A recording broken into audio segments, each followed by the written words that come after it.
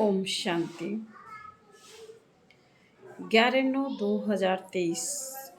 बाबा कहते मीठे बच्चे, अब नाटक पूरा होता है, घर चलना है, इसलिए शरीर रूपी कपड़े को भूलते जाओ, अपने को अशरीरी आत्मा समझो।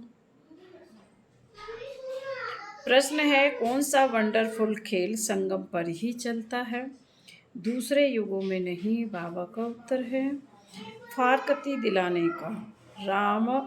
रावण से फारकती दिलाते हैं रावण, फिर राम से फारकती दिलाते हैं। यह बड़ा वंडरफुल खेल है।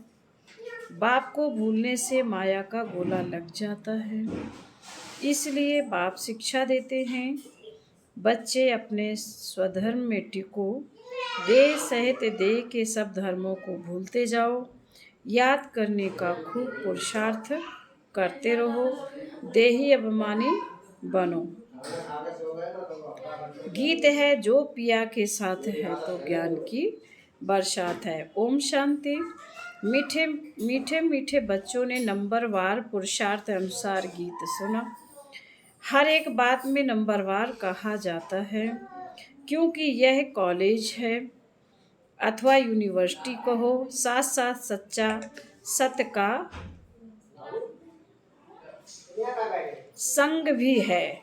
सत्य कहा जाता है एक को, वह एक ही बार आते हैं। अब इस समय तुम सच सच कहते हो कि हम सत्य के संग में हैं। तुम ब्राह्मण ही उस सत्य के सत्य कहने वाले ज्ञान सागर के सम्मुख बैठे हो। गाया भी जाता है, जो पिया के साथ है उनके लिए ज्ञान की बरसात है। पिया पिता को कहा जाता है, तुम बच्चों के सम्मुख पिया की ज्ञान बरसात है। तुम बच्चे जानते हो बरोबर, ज्ञान सागर पतित पावन अब हमारे सम्मुख हैं। हम पतित से पावन व कांटे से फूल बन रहे हैं। तुम फूल बन जाएंगे, फिर यह शरीर नहीं रहेगा। कली भी आहिस्ते आहिस्ते खिल जाती है, फट से खिल नहीं जाती। खिलते खिलते फिर कंप्लीट फूल बन जाती है।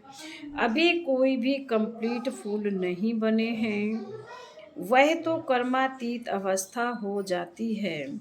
देही अभिमानी तो अंत काल में ही बनना है। अभी सबका पुरुषार्थ चल रहा है। बाप है पारलौकिक पिता, यह दोनों संगम युग के अलौकिक माता पिता ठहरे। कोई कांटे भी हैं, कोई कली भी है। कली को खिलने में टाइम लगता है। तुम सब नंबरवार कलियां हो, फूल बनने वाले हो। कोई अच्छी रीति खिले हैं, कोई आधा।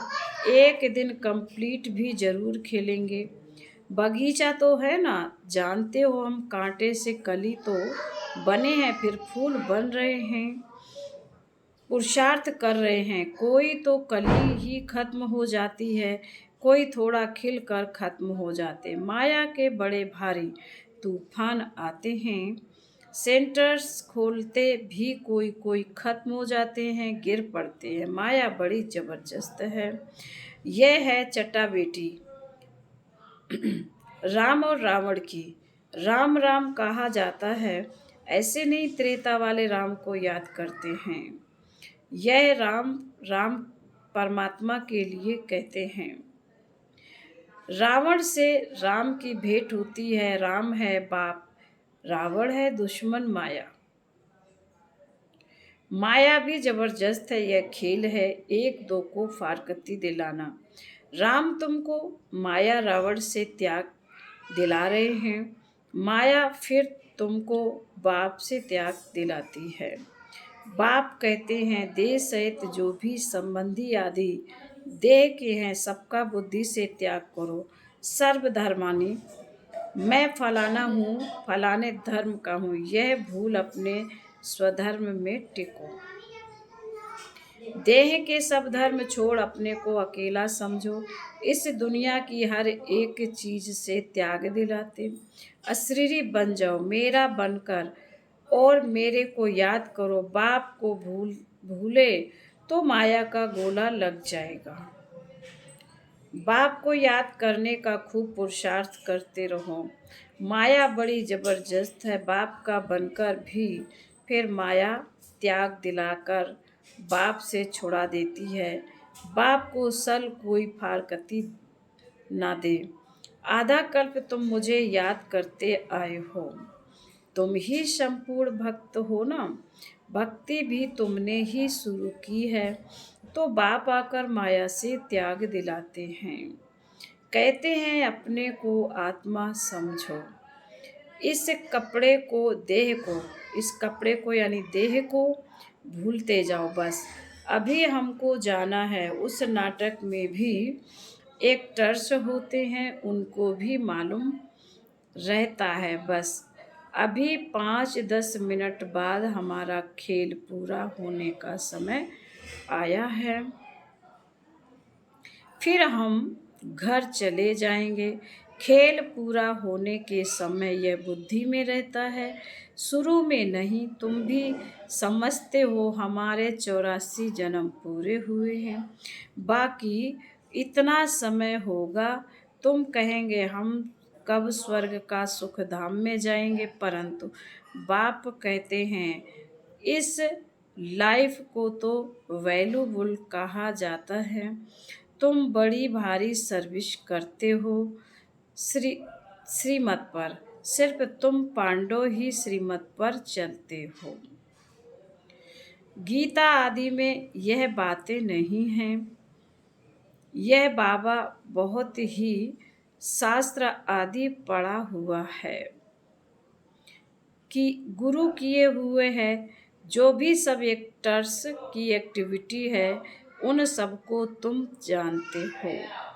शास्त्र तो बाद में बैठ बनाते हैं, वह क्या जाने यह भी ड्रामा में खेल बना हुआ है।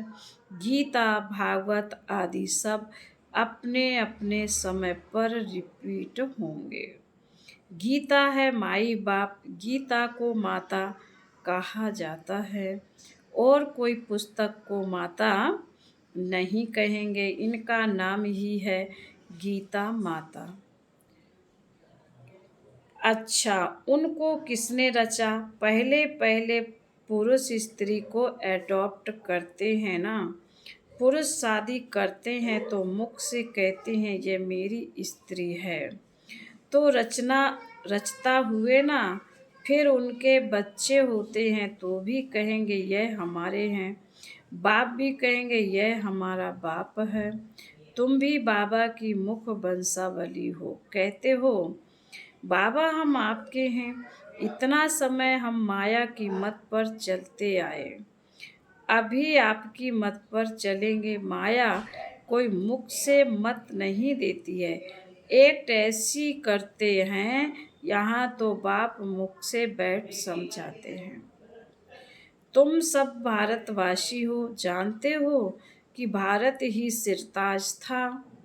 अभी दोनों ताज नहीं है, ना होली ना अनहोली। गाया जाता हर होली नेस हिज होली नेस। स्त्री पुरुष दोनों को कहते हैं, सन्यासियों को हिज होली नेस कहते हैं, परंतु प्रवृत्ति मार्ग है नहीं। प्रवृत्ति मार्ग में तो स्त्री पुरुष दोनों पवित्र रहते हैं, सो तो सतयुग में दोनों पवित्र होते हैं, जिसको कंप्लीट पवित्र कहा जाता है। आत्मा और शरीर दोनों पवित्र रहते हैं। यहाँ पतित दुनिया में दोनों पवित्र तो हो न सके, तो अभी तुम बाप के सम्मुख सुन रहे हो, जिसको ज्ञान वर्षात कहा जाता है। वह है विष की वर्षात, यह है ज्ञान अमृत की वर्षात। गाते हैं ना अमृत छोड़ विष काहे को खाए। तुमको अब ज्ञान अमृत पिला रहा है। भक्ति मार्ग में तो ऐसे ही सिर्फ गाते रहते हैं। अभी तुमको प्रैक्टिकल में ज्ञान अमृत मिलता है, इससे ही अमृतसर नाम पड़ा है। बाकी तालाब तो ऐसे बहुत हैं, मानसरोवर भी है ना। मानसरोवर मनुष्यों का सरोवर तो वह है नहीं, यह है ज्ञान अमृत का सरोवर। इनको ज्ञान मानसरोवर भी कहा जाता है, ज्ञान सागर भी है। कोई नदियाँ है, कोई कैनाल्स है, कोई टुबके हैं, नंबरवार है ना। बच्चे समझ गए हैं। कल्प पहले भी बाप ने समझाया था कि अब समझा रहे हैं। तुम निश्चय करते हो हम बाबा से राजयोग सीख रहे हैं, जिससे कल्प पहले भी हम स्वर्ग के मालिक बने थे। प्रजा भी कहेगी हम मालिक हैं। भारतवासी कहते हैं ना, हमारा भारत सबसे ऊंच था, अभी हमारा भारत सबसे नीच है। हमारा भारत बहुत श्रेष्ठाचारी था, अब हमारा भारत बहुत भ्रष्टाचारी हो गया है। और कोई खंड के लिए ऐसे नहीं कहेंगे। सभी धर्म वाले भी जानते हैं कि प्राचीन भारत था, तब हम लोग नहीं थे। सतयुग में जरूर सिर्फ भारतवासी ही होंगे। गाते भी हैं क्राइस्ट से 3000 वर्ष पहले भारत ही था, और कोई धर्म नहीं था। नई दुनिया में नया भारत था, अभी पुराना भारत है। भारत हेवन था, परंतु किसी की बुद्धि में पूरा बैठता नहीं है। यह तो बहुत सहज समझने की बात है। बाप तुमको समझा रहे हैं, तुम प्रैक्टिकल में कर्तव्य कर रहे हो। नंबरवार पुरुषार्थ अनुसार।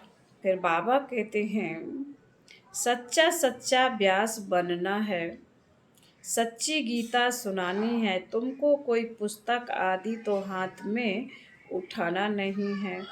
तुम तो रूप बसंत हो, तुम्हारी आत्मा गीता का ज्ञान सुनती है। बाप से तुम्हारी बुद्धि में एक ही बाप है। बाबा ने कहा तुम्हारी आत्मा गीता ज्ञान सुनती है बाप से, तुम्हारी बुद्धि में एक ही बाप है, और कोई गुरु गोसाई साधु संत आदि तुम्हारी बुद्धि में नहीं है। तुम कहेंगे हम ज्ञान सागर परमपिता परमात्मा से सुनते हैं, जिसको ही सत श्री अकाल कहा जाता है। अक्षर कितना मीठा है। अकाली लोग बड़ी जोर से कहते हैं सत श्री अकाल। यहाँ तुम बच्चे ज्ञान डांस करते हो, इसलिए कहा जाता है सच तो बिठो नच। सच्चे हो तो खुशी में नाचते रहो, फिर तुम वहाँ जाकर रास विलास करेंगे। मीरा भी ध्यान में रास आदि करती थी, परंतु उसने भक्ति की। तुम कोई भक्ति नहीं करते हो। दिव्य दृष्टि दाता बाप स्वयं तुमको पढ़ा रहे हैं। बहुत बच्चे साक्षात्कार करते रहते हैं तो मनुष्य समझते यह तो जादू है। बच्चे पढ़ाई में घूमते फिरते हैं, तुम्हारे लिए भी यह खेल पाल है।